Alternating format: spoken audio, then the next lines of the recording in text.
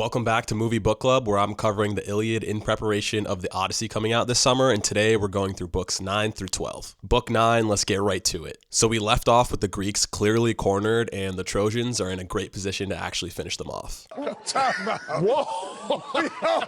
Pause! Agamemnon is completely broken and says that the war has to be over and that they've completely failed. He suggests that the Greeks should head back home and go back without any trophies. This guy really has his highs and lows, and also as one of his soldiers, how are you even supposed to know what he's thinking? Earlier in the Iliad, he already told his men to retreat, but then it was a test, so how are they supposed to believe that this is an actual retreat? But regardless, Diomedes is actually about that action and says he's going to stay and fight regardless of what everyone else does, and reminds everyone about the prophecy of how Troy is destined to fall. The older and wiser Nestor convinces Agamemnon that they need to go to Achilles and see if they can convince him to join the fight and turn the tide of the war. Agamemnon does end up listening to Nestor, so he's not a complete idiot, and shockingly, he actually admits that he was partially at fault with Achilles and how he acted about taking Achilles' trophy. But Agamemnon doesn't feel bad enough to go down to Achilles himself and apologize, and in this book, he still mentions that he thinks Achilles should still bow down to him because there's a huge gap in stature between Agamemnon and Achilles. So he sends Odysseus, Ajax, and Phoenix, who was the person that basically raised and trained Achilles, to try and get Achilles to come back to the war,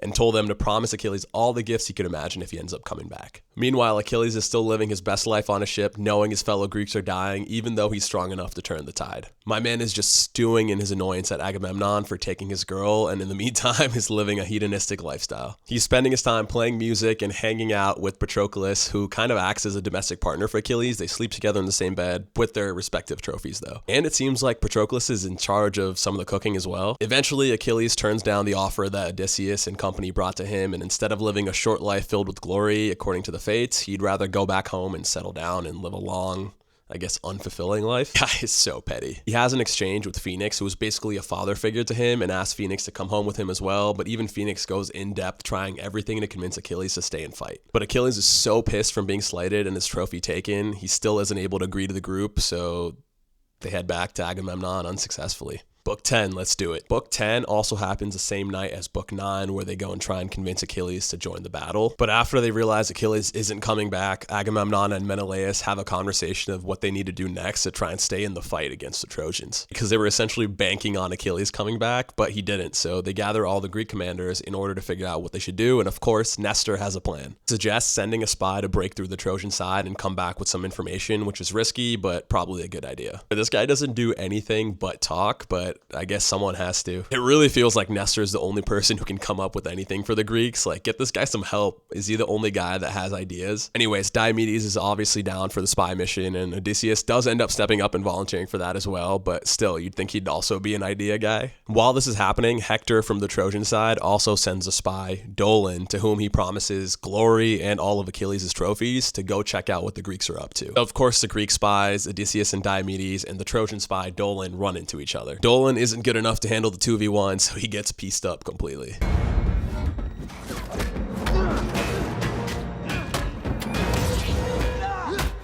And what's worse, he goes into full defense mode, revealing all the Trojan secrets, where everyone's posted up, where the Trojan allies are located, and which ones are susceptible to an attack. Yeah, he thinks revealing the information would have saved his life. Sure, buddy. I think he should have known Diomedes and Odysseus weren't going to take it easy on him, even if he revealed any information, but yeah, he obviously ends up getting killed. And then the two Greeks head to the Thracian camp, where they had just arrived to help the Trojans and ended up taking down the whole camp and stole the king's chariot and horses. I would love a video recreation of that whole scene as they do a 2v20 of the whole camp. Athena does give them a warning that they might face some consequences from Apollo, but they didn't give a fuck and made their way back to the Greek camp. 11th book, here we go. In the morning, Zeus sends more destruction on the Greek and pretty much rains down blood. Later on, Agamemnon is almost single-handedly able to push the Trojans back further and further against all odds. So of course, Zeus has to help the Trojans out even more and gets Iris, the messenger goddess, to let Hector know that he should hold back until Agamemnon is eventually injured before starting his attack. And eventually, after some more killing, Agamemnon does end up getting injured and has to retreat from the battlefield, which gives Hector all he needs to advance and launch his attack to push the Greeks even further back. So much for kicking a man while he's down. But the Greeks Greeks answer back, and Odysseus and Diomedes give them some inspiration with their power and their words, Nestor style,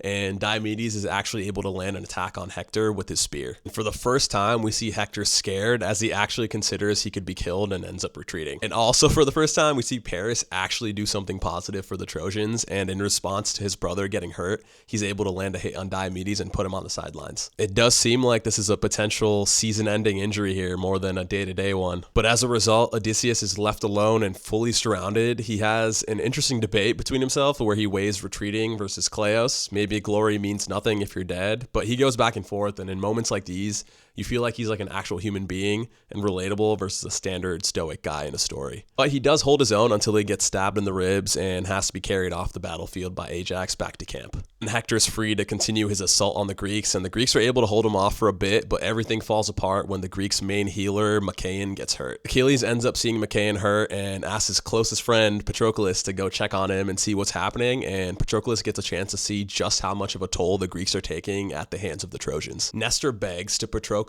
to convince Achilles to pull up to the fight, and if Achilles isn't going to show up, he asks Patroclus to maybe put on Achilles' armor because at least they would get the aura of Achilles on the battlefield, and that would give the Greeks courage and spark some fear on the Trojan side. And out of the Patroclus-Achilles duo, it seems like Patroclus actually has some common sense because he agrees to talk to Achilles and try and convince him to come back to the fight. Patroclus also actually cares about the Greeks, it seems like. He sees one of his friends injured on the battlefield and actually takes the time to heal him, while Achilles is just sitting around at home doing nothing. Book 12, it's crazy that I actually made it this far. Hector pretty much has the blessing from Zeus that luck is on his side and leads an attack on the Greek fortifications and the wall that they've built. The trench the Greeks built hold off the chariots of the Trojans, but eventually the Trojans just say screw it and send it up the wall on foot. Mid-charge though, we see an eagle fly by and drop a snake on the ground, which is basically a sign of bad luck or looming failure, but Hector doesn't falter or retreat, they continue to charge forward. Glaucus and Sarpedon, a son of Zeus on the Trojan side, lead the charge and are able to find holes in the ramparts.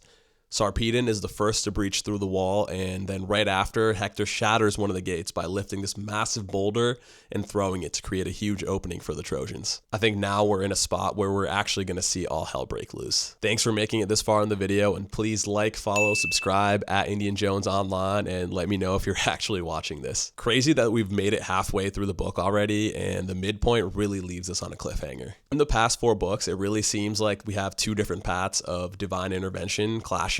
We hear from multiple sources that Troy is destined to fall at the hands of the Greeks, but we also get to know that Zeus is clearly favoring the Trojans. So Homer is really building tension because apparently both things are supposed to happen, but we don't know how. I know we're supposed to already know what's going to happen, but this is still the first time we're going to see everyone in such close quarters with the Trojans really backing the Greeks into a corner, and yet Achilles is still taking a siesta. Anyways, power ranking updates after every 4 books. Let's get to it. Number 1 is still Hector. No surprise there. Going against omens, doing what he wants. He did take a non-threatening hit that spooked him more than it should have, but still, he's stable at number 1. Achilles continues to be at the bottom. No surprise there, but his best friend Patroclus seems less sulky than him and actually cares about the Greeks and looks to heal whenever he can, so he edges Achilles out. Same deal with Paris for the Trojans. He has actually done something, so he rises a few spots. And I think he took the Greek Diomedes off the list. I think Diomedes is out for a significant amount of time, so I think he's off the power rankings completely for now. And Agamemnon is actually on the battlefield in the last few books doing work. I know in book 1, Achilles called him out for letting other people do his dirty work, so it's cool to see him actually showing up, whether it's to spite Achilles or because he actually wants to do it is besides the point though. So Agamemnon's on the up and up. And one thing I'll say, I did give flack to Odysseus for not contributing ideas for someone who's constantly referred to as clever compared to Nestor, but still, he was the only one that actually went on both the expedition to get Achilles and the spy mission on the Trojans. So GG's Odysseus. All right, that's a wrap on books 9 through 12 of the Iliad. I will catch you guys next week for books 13 through 16. See ya.